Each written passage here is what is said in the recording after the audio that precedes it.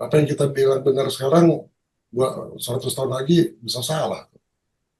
Betul. Tapi maksud Hilmi saya ngerti. Jadi menurut Hilmi, tidak semua kesimpulan itu mengurangi kesadaran gitu kan. Iya, Prof. Malah justru memperluas kesadaran. Karena Lebih kita ke- punya punya sudah punya wilayah lah. Wilayah misalkan kesadaran itu di wilayah mana gitu. Ah, kesimpulan itu di wilayah mana gitu. Nah, Iya. tadi kalau Jimbar bilang, justru dengan adanya kesimpulan itu, saran itu jadi penasaran terus gitu ya. Nah, iya, arahnya akan terus Nah, sekarang terbuka. ambil contoh Jimbar ya, dengan belief systemnya Jimbar, ada di Jogja melakukan sesuatu kan, lagi melakukan sesuatu. Berarti dia sudah menyimpulkan sesuatu yang intensinya baik gitu, betul nggak? Iya, Prof. Kesana. Nah, maksud saya you ada flexibility nggak bahwa kesimpulannya itu nggak sempurna gitu. Ada, Prof. Ada, Prof. Makanya kita terus apa namanya menggali dan apa namanya memperbaiki kesimpulan-kesimpulan yang sebelum-sebelumnya, Prof. Nah, kalau begitu nggak ada guru nggak ada murid kan. Nggak ada. Jadi itu keberatan saya. Begitu seorang mengatakan dia guru spiritual, itu kayak udah kesimpulan akhir dari guru, sehingga kita jadi budak terus gitu. Banyak nggak orang-orang spiritual mencari spiritual yang terperangkap sama guru-guru kayak gitu? Saya Sangat. bukan banyak lagi, Prof. Saya juga pelaku pembebasan mereka dulu, Prof. Oh ya, Dari gimana ceritanya? ya intinya beberapa orang spiritual di agama maupun di spiritual yang dianggap spiritual lah gitu bahasanya. Mereka itu cenderung akan mengikuti kata guru. Jadi itu pembodohan banget, parah, parah, parah, parah pokoknya. Nah, tapi itu kan udah keputusan sosialnya begitu. Tapi kan seperti kultus kan, Prof. Itu kan gitu bro. Kultusan. Sekarang itu kan keputusan sosialnya mereka gitu. Dia mempenetrasinya gimana kan agak susah tuh bro. Bisa dihukum loh malah. Betul.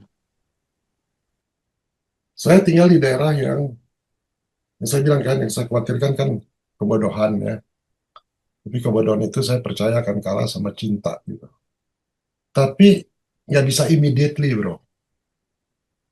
Itu harus sabar banget kita tuh. So waktu Helmi, you mencoba untuk dalam tanda kutip ya memberitahu orang-orang itu atau mencerahkan, ada hukuman nggak ke you? You kehilangan teman, you Ya, dijelek-jelekin, you difitnah. apa yang Profesor sampaikan, saya terima semua, saya mengalami itu, Prof. Saya tuh kan lulusan dari Sarjana Pendidikan Islam, Oh gitu. kuliah. Iya, saya itu sekolah tinggi agama Islam, bahkan di kampus saya kritis waktu itu. Saya sudah pelakunya dan saya menyelami agama Islam itu secara utuh, Profesor.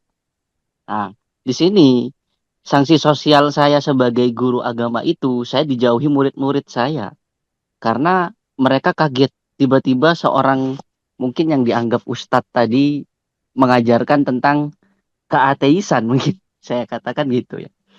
Nah, itu tapi ada beberapa orang karena di Islam sendiri itu ada yang meyakini ajaran spiritual yang disebut tasawuf ya kalau di Islam itu Bro, namanya. Mungkin masih ada tameng bagi saya gitu. Tameng ada intinya yang melindungi saya dari arah agama juga gitu. Nah, ini kesempatan saya masuk ke wilayah mereka itu semakin membuka gerbang spiritual yang sesungguhnya. Makanya Profesor tadi ngomong masalah ini itu relevan dengan kehidupan saya yang nyata, Profesor. Tentang kultusan, tentang bagaimana orang percaya hanya dengan berkata aja dia diikuti gitu. Karena memang sangat mendarah daging, apalagi di agama Islam. Seorang sosok kiai itu ibarat dewa lah gitu. Ibarat Tuhan lah bagi mereka itu. Makanya saya tuh datang mendobrak pemikirannya seperti ini sederhana. Ketika saya itu membuka kesadaran bahwa kita dan sang sumber ini, saya kan dulu kan di Islam konsepnya gini, konsepnya itu Allah dan Muhammad itu sebagai utusannya. Nah, saya buka bahwa Allah itu adalah rohanimu, Muhammad itu adalah jasmanimu. Kok banyak yang nolak. Itu padahal simple. Yang saya ajarkan ke mereka itu Muhammad itu bukan Muhammad yang utusan yang udah meninggal ratusan tahun itu, tetapi Muhammad yang hadir di dirimu ya, tubuhmu ini. Itu konsep saya buka gitu. Itu yang wah ditabrak, saya disesat-sesatin, saya dijauhi. Itu nyata karena ini pelakunya langsung gitu. Akhirnya saya ya itu mungkin ke Bali ini untuk lebih kayak membaur tanpa membawa label agama lagi gitu, Prof. Itu yang menjadi jalan saya gitu. Oke ya, maksudnya kan baik ya ke mereka gitu ya. Iya, betul, betul. Tapi bisa nggak yang you sampaikan ke mereka itu dianggap sebagai kata-kata kosong karena you nggak memberikan panduan praktis? Mungkin nggak? Iya, betul, betul.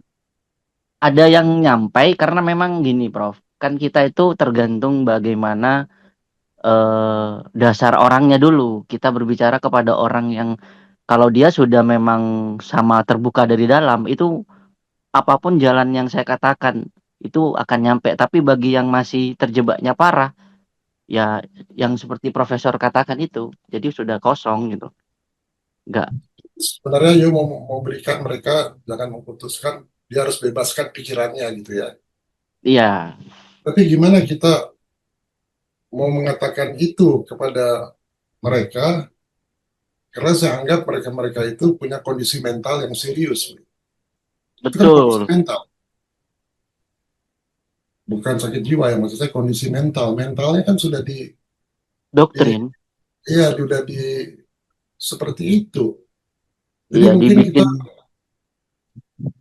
karena akhirnya ya jadinya perdebatan-perdebatan yang gak jelas gitu. betul. Ya, jadi gini dok, Prof.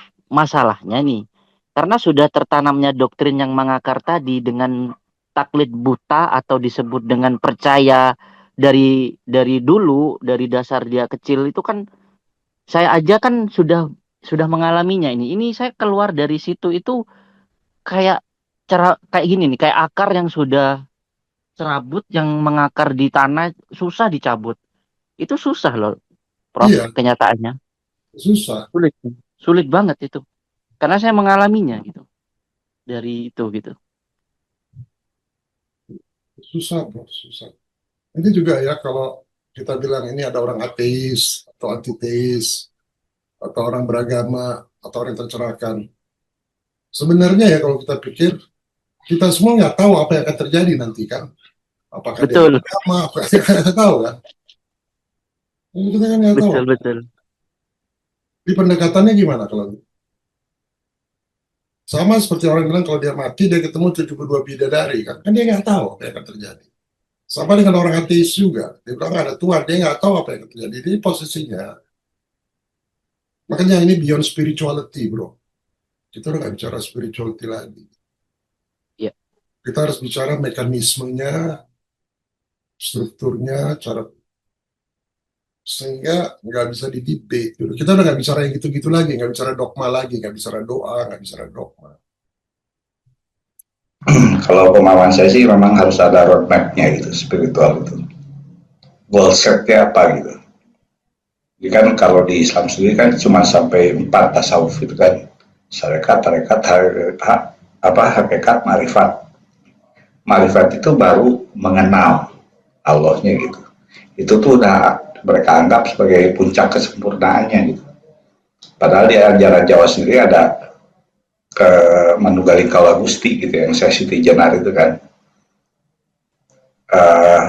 Kalau persamaannya itu di zaman sekarang itu ya Pancasila itu di sila pertama ketuhanan yang Maha Esa jadi manunggal gitu. Nah setelah itu tuh berarti ada tahapan keduanya, manunggal sebagai wujud apa kan, sebagai wujud manusia. Kalau di ateis gimana bro? Dia nggak percaya Tuhan. Kalau di ateis kan mereka sudah melewati di skip yang tahap pertamanya, mereka menjalankan kemanusiaannya aja gitu. Jadi sebenarnya kalau misalkan di roadmap spiritual, tanpa spiritual agama pun juga selama memenuhi rasa kemanusiaannya, selama mereka menyadari bagaimana mengelola kehidupan ini dan menghasilkan keadilan sosial itu nggak ada masalah. Kan goal setnya itu di puncaknya itu keadilan sosial, tapi sebenarnya puncak kesempurnaannya itu bagaimana mewariskan kehidupan yang lebih baik untuk generasi mendatang gitu. Sebagai puncak dari kesempurnaan sebagai manusia paripurna itu. Bukan hanya sekelilingnya. Karena bisa aja orang korupsi, bagi-bagi sekeliling gitu kan, bisa, tapi apa yang dia wariskan untuk generasi mendatangnya itu yang harus mereka perhitungkan gitu.